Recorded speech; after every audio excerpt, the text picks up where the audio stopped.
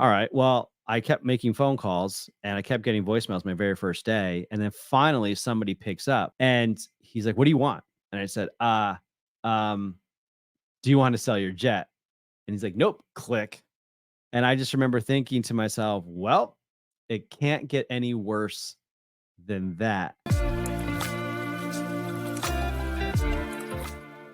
Hello and welcome everybody to the podcast. My name's Tom Lelio. I'm your ultimate jet guide. And on this channel, we pull back the curtain on private aviation to help you buy or sell a private jet with no experience necessary. Today, we're pulling back the curtain on mindset. And today's question topic comes from our circle community, which if you check it out right over here, there was some question I posted in the circle community. Hey, I have a broker focused book that I'm currently looking to write. What questions and topics do you want me to cover? And a lot of people were asking, how do we stay motivated and be optimistic when we're feeling down, especially when dealing with clients, getting that first contract, mindset, how do we acquire knowledge, how to learn to get information on the aviation market, categories. And again, mindset was one of the big things. So we want to honor that today. And I'll be sharing with you how to get through this idea of like I suck. Because listen, at the end of the day, aviation, it's a tough industry. Okay. It's really simple, but it's not easy. And I was just talking to somebody yesterday, and I said to them, it was an individual interested in becoming a broker and his wife. I said, listen, this is not easy. Okay. A bunch of people have gone through the course, and only a handful of them are still in this, because once you get into it and you see how much work and energy and effort it is just to get things started, to get things rolling, you got to be able to discipline those disappointments, which I'll talk about. It's not for everybody. So we're going to talk about how to keep your mindset going. So let's check this out. Here's the disappointments that you're going to be facing, in the daily.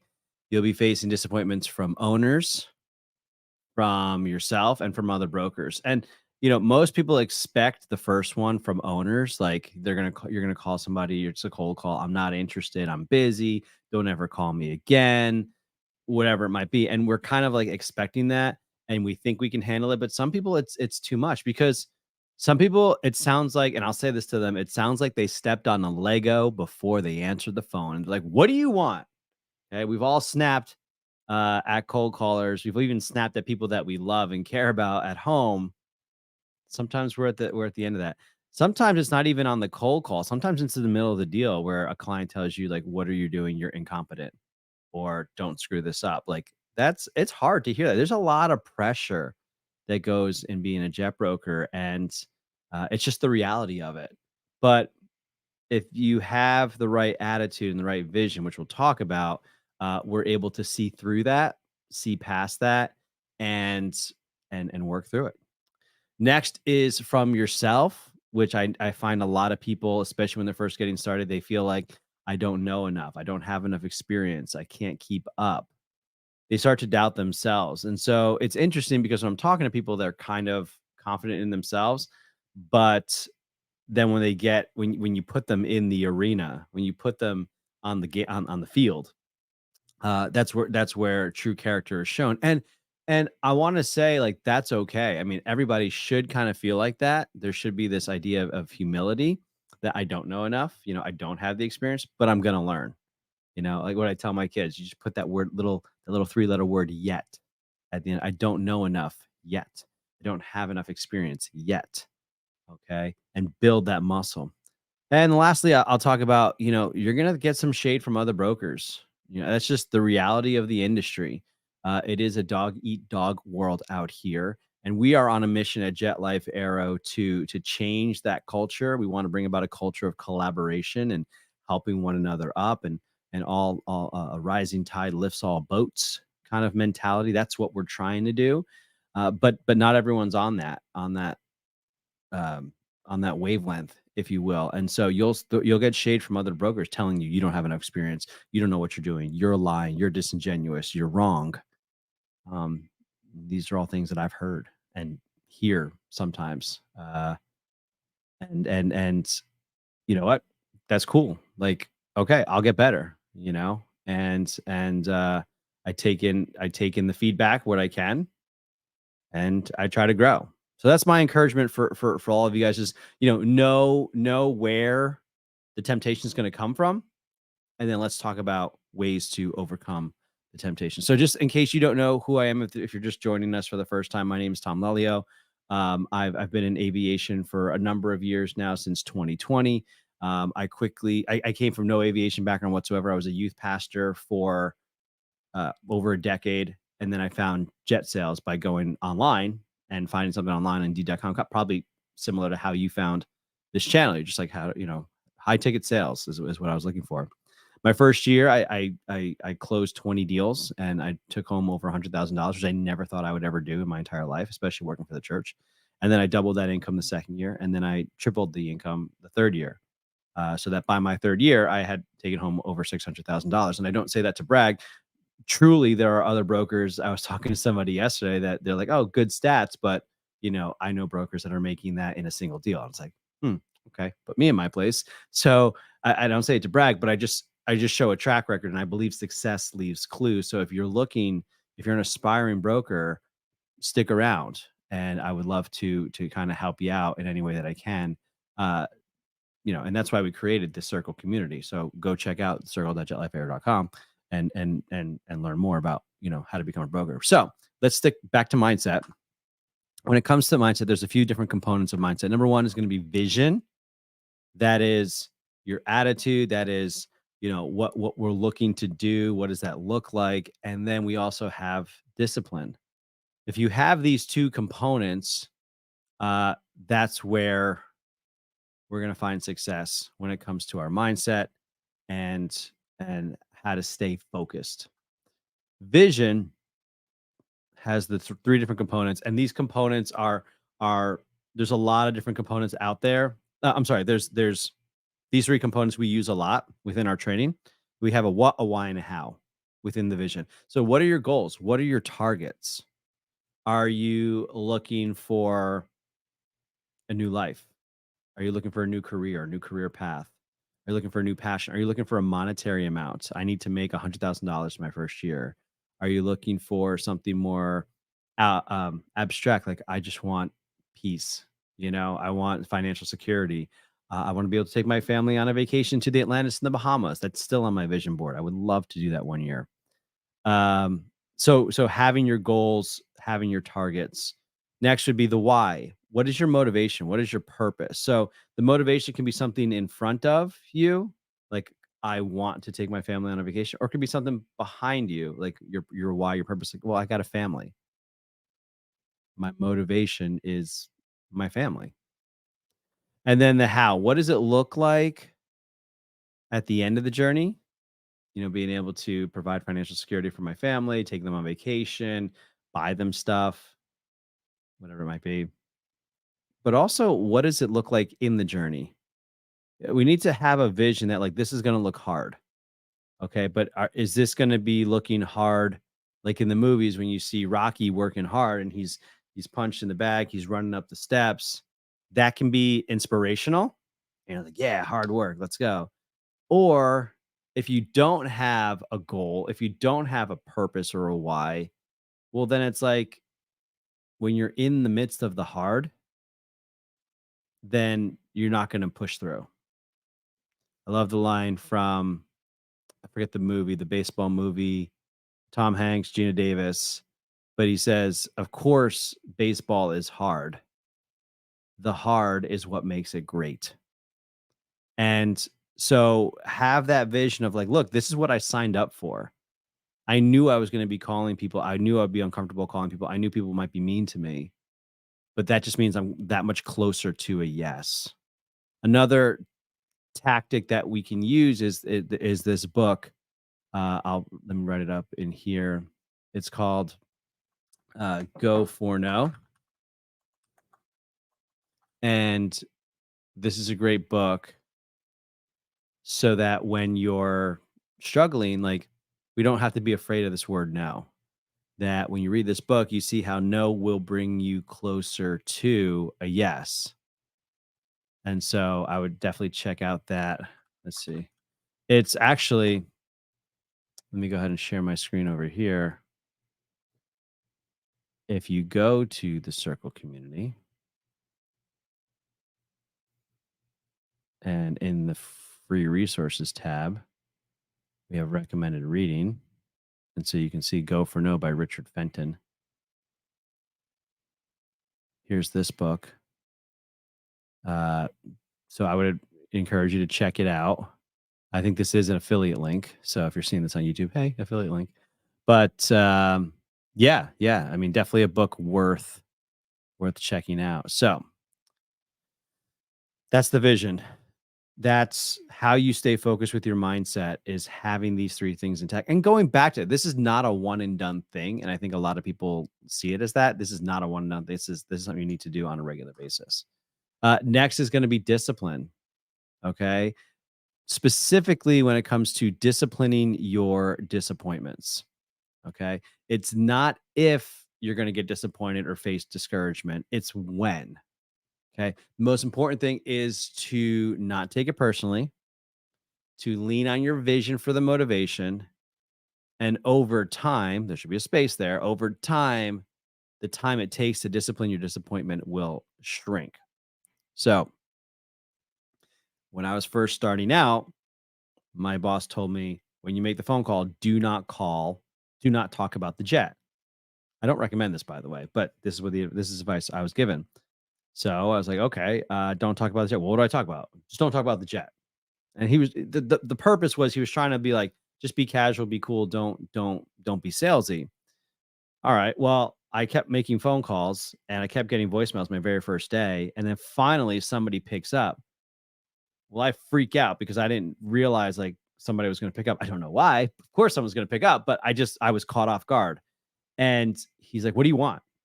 And I said, um, do you want to sell your jet?" And he's like, "Nope." Click. And I just remember thinking to myself, well, it can't get any worse than that. But it took me about 5 minutes to work up the courage to make the next phone call. Well, fast forward, now that I've been doing it, I can have somebody completely ignore me, berate me, humiliate me, whatever. And now it's like, okay, that stings. Let me go on to the next one. And it's that muscle that I've built up.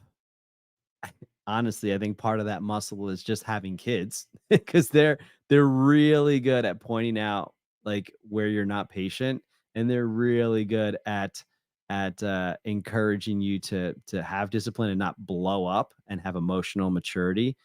And so I do attribute some of my success to having 5 kids because they push me on a daily basis and it gives me a lot of practice, right?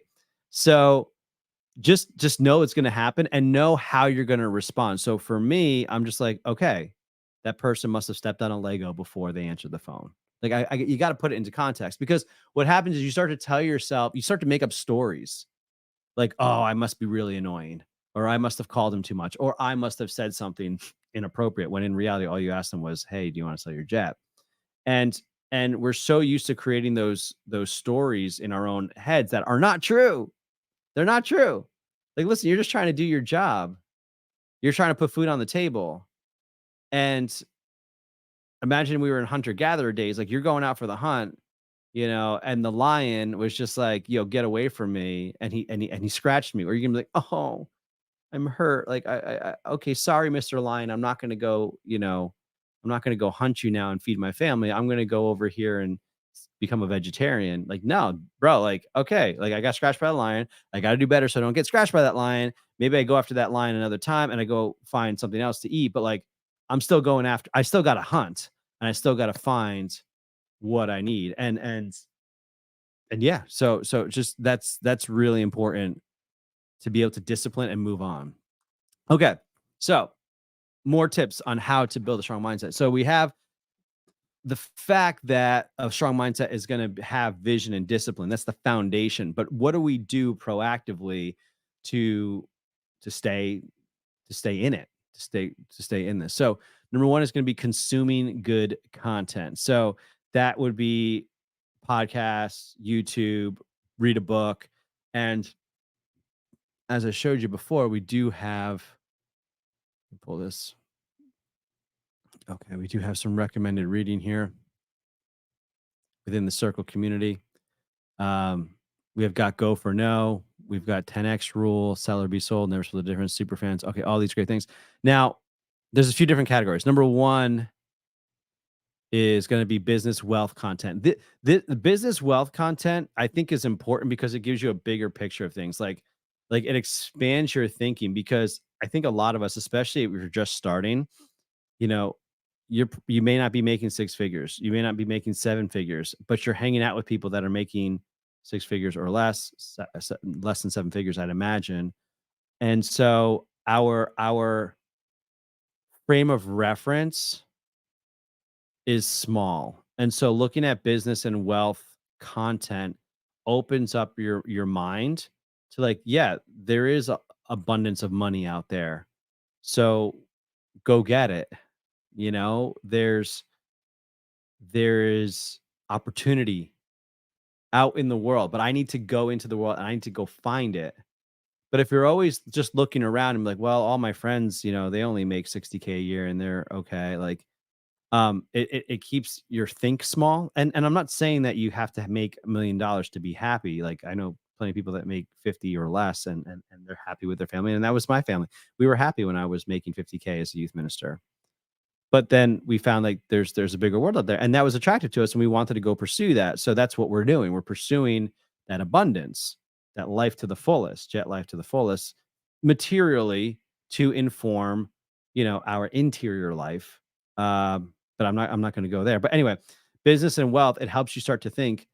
It increases your mind so that when you're doing the cold calls and you're getting, it's like, okay, well, this is the price of admission, right? This is what it's going to take to get to the other side of this goal. So business marketing content, I think, is good. Sales content, things like Chris Voss, Never Split the Difference, 10X, Grant Cardone, um, Jeremy Miner, NEPQ, like learning how to deliver your message, how to respond to objections or knee-jerk reactions. That's a skill. Using your tone of voice, being cognizant of your tone of voice, being cognizant of somebody else's tone of voice, being able to label what they're saying accurately to build a bridge of trust. These are all skills that most people don't even realize. And it's funny because when I first came into it and I was starting to have success, I was like, oh, cool, I must be really good at this. Well, then fast forward 2, 3 years later, I find a training material and it's like, oh, you need to use your voice, you need to use, humor, you need to use the script, whatever. And I was just naturally doing that.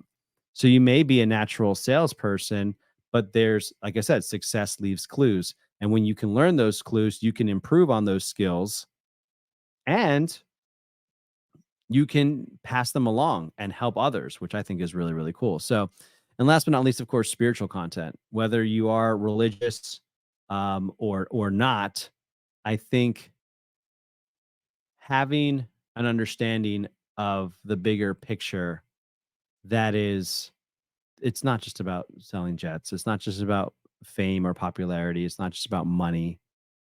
There's something greater here, and I think when you fill your cup up with this stuff, consuming good content, it helps fortify uh, when things it fortifies your mindset, and it gives you an identity of who you are, whose you are. You belong to, your family, your community, maybe your God. It's up to you. But once you know that, you become a lot more disciplined, and you can face the trials. All right, control the controllables. So to build a strong mindset, first we're gonna consume good content. Then we're gonna control the controllables. This is something that my soccer coach told me in high school. And basically, you're gonna do three things. You're gonna learn your script. You're gonna internalize your script. You're gonna master your script. Okay. You're gonna learn your script because it's gonna show you that there's only so many ways that people say no to you. Truly, when you ask them a question, especially on the phone, there's four options. One, they're going to say, they're going to respond positively to you, like, yes, tell me more. I've been hoping that you call me. Number two, they're just going to hang up. No and hang up. That's it. Number 3, they're gonna say no, and you're gonna tell that they wanna hang up, but they don't hang up. And then number 4 is the most common is they're gonna say no, they're not interested, but they're still gonna stay on the line. So once you know that, you can map out the call. And so this is exactly what we do in our Jet Broker Certificate program. Let me pull this up for you guys.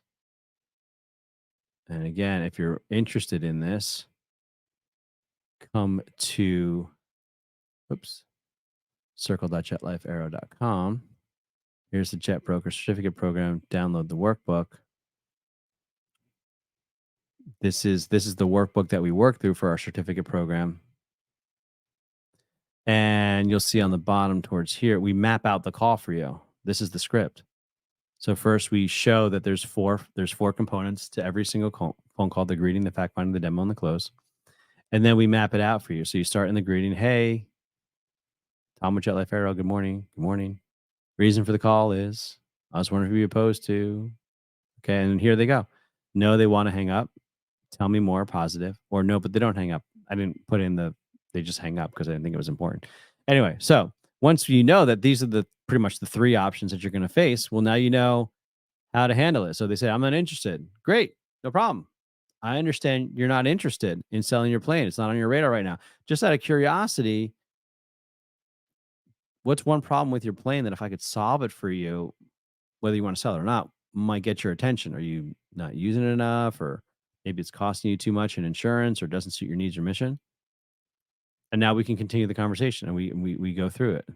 Okay. And again, there's only so many answers, and then we close it up. Right. And there's more to this. So learn your script, learn your script. And then secondly, let me add this to the stage again. Internalize it, learn the different ways to move past finding no. So first you're going to learn it that you're going to realize, okay, there's only so many times they can say no to me, or ways they can say no to me. Then you're going to internalize it. So you're going to learn, oh, there's different ways that I can respond to this. So you find out that, okay, there's only certain things they can do. Now there's ways that I can respond to this, and you're going to test them, and you're going to find the one that works for you. You're going to internalize it, and then you're going to master it. You're going to use these strategies on a daily basis so that no matter what they say, you're able to ebb and flow with it. And you're going to have good days, you're going to have bad days, but the controlling of the controllables builds confidence. This is where confidence come from. It's from controlling the controllables. So mindset is based on vision and discipline. That's the foundation. And then in terms of action items, number 1, consume good content. Number 2, control the controllables. Number 3, find a good community. This is exactly why we created the circle community for aspiring jet brokers and for current brokers. It's a place where people can learn and grow together. It's a place that has consistency. Like, I'm always here every Wednesday delivering, content to everybody. You want to find a place that you can check in with one another. Competition is good. I remember we used to do listing competitions. Who can get the most listings in 30 days? We used to do who can make the most phone calls in a week. So it's good to have targets that everyone is striving for. Collaboration. Listen, I believe that there's enough stuff out there. There's enough supply out there for everybody. So when you're in a good community, in a healthy community, you should be able to work together. And aviation is a really big community. It's a really cool community, where I believe people do, for the most part, want to collaborate with one another and want to encourage one another. But you just got to find the right people. And you can find this in a brokerage. There are great brokerages out there. Like, I feel like when I was working with my brokerage, I felt like we were in a good community. We learned together, we grow together, we had good competition, we had good collaboration, we would collaborate on deals. So I'm not here to say like, oh, the circle community is the only place that you can find this. No, but it's a place where you can go and find a community, especially when you're getting started. Let me go ahead and add this. So just to show you again, within here we've got a discussions tab. We've got a course where you can learn and grow. We've got resources, and people are asking business cards. They're given data on different models. Asking questions and getting responses, blending brands. and we're getting good comments here. So I would encourage you to check out the Circle community because there's a lot of good stuff going on there. So I would encourage you go ahead and learn more at circle.jetlifearrow.com.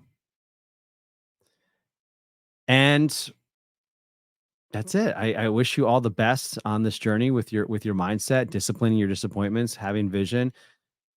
Join the Circle community. Reach out to me. You can send me a direct message right there on Circle, or we could schedule a call. And I want to help you. Aviation changed my life. I want to help more people. I'm on a mission to help more people change their life through aviation the way it helped me.